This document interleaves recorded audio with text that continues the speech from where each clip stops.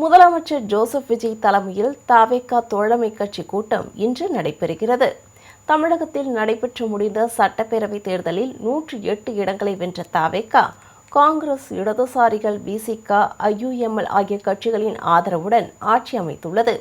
இதையடுத்து தமிழக வெற்றி கழகத்தின் சார்பில் தோழமை கட்சிகளுக்கு நன்றி தெரிவிக்கும் கூட்டம் முதலமைச்சர் ஜோசப் விஜய் தலைமையில் சென்னை கோவளத்தில் இன்று நடைபெறுகிறது.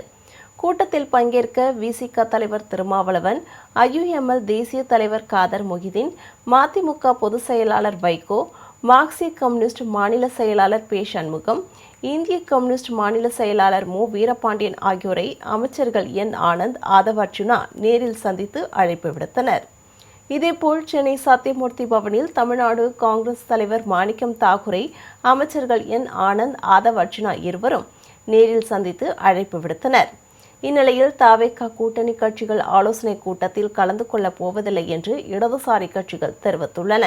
அதே நேரத்தில் மக்கள் தொடர்பான கோரிக்கைகள் குறித்து வீரபாண்டியன் மற்றும் பே. சண்முகம் ஆகியோர் முதலமைச்சர் விஜயை நேரில் சந்தித்து மனு அளிக்க உள்ளதாக தகவல் வெளியாகியுள்ளது.